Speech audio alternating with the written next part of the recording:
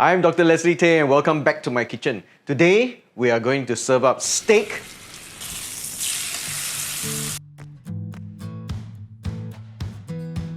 with a nice creamy mushroom sauce.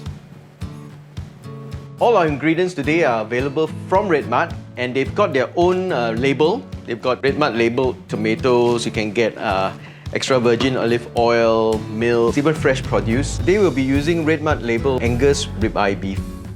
What you want to do first of all is to make sure you pat it dry.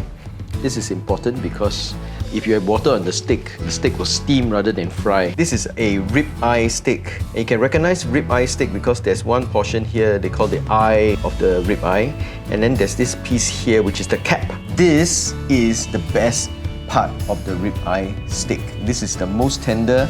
The muscle here is very loose and it's got a lot of nice marbling. So when you cut into it, it's really tender, very flavorful. Depends on what kind of person you are. You might want to start with the best part first and then finish off with the lean part. Or if you're the kind of person who want to leave the best for last, then you eat from this side to the other side. I'm just getting ready all the ingredients before I start frying the steak. So we got some sliced shallots, or you can use onions. This is just chopped up garlic. And you need Swiss brown mushrooms. You give them a quick rinse. So we're using Swiss brown mushrooms because they have a nice earthy flavor that goes really well with the steak.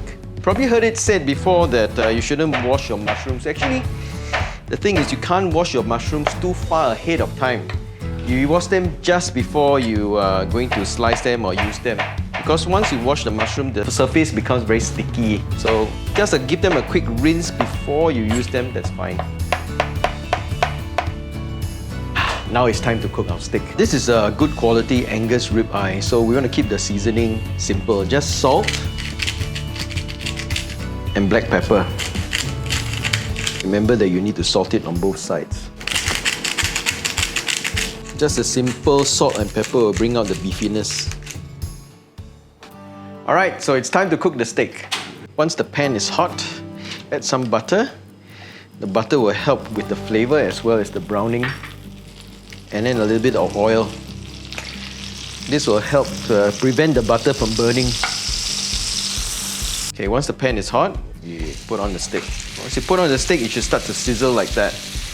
Now, this is quite a thin piece of meat, so it's going to take about 1 minute to 1.5 minutes on each side. So that's we are approaching the 1 minute, so I'm going to start prepare to turn the steak.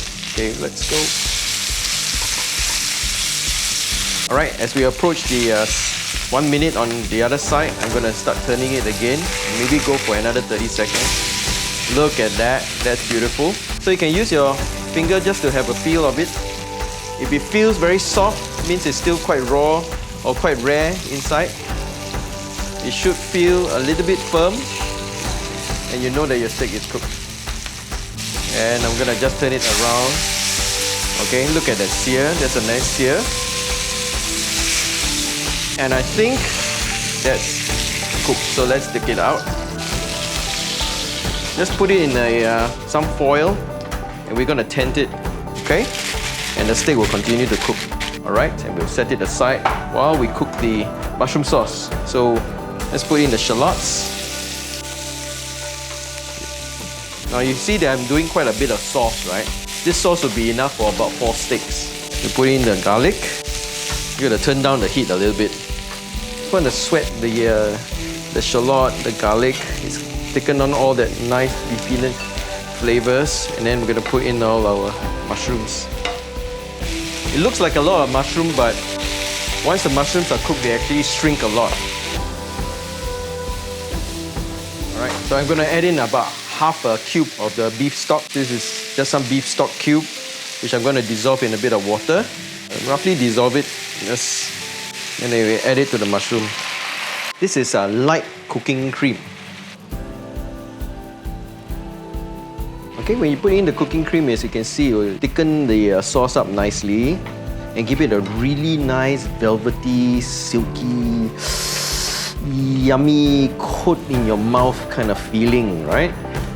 Okay, I'm going to use this cooking caramel. This is my secret weapon.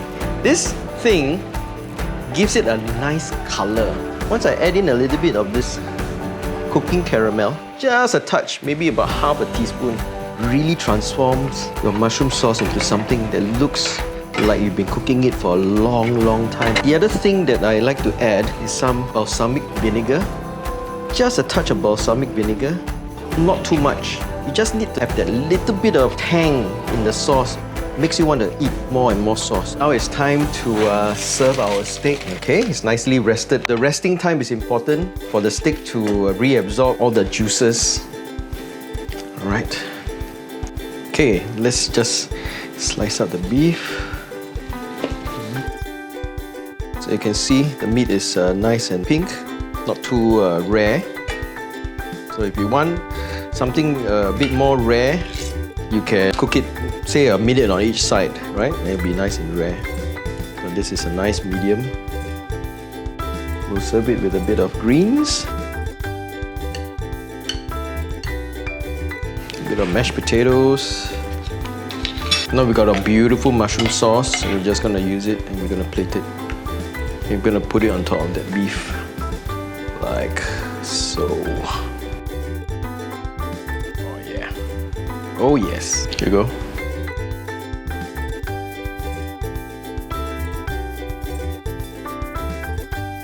And there you go, my steak with mushroom sauce. Now we get to eat it. Okay, look at that.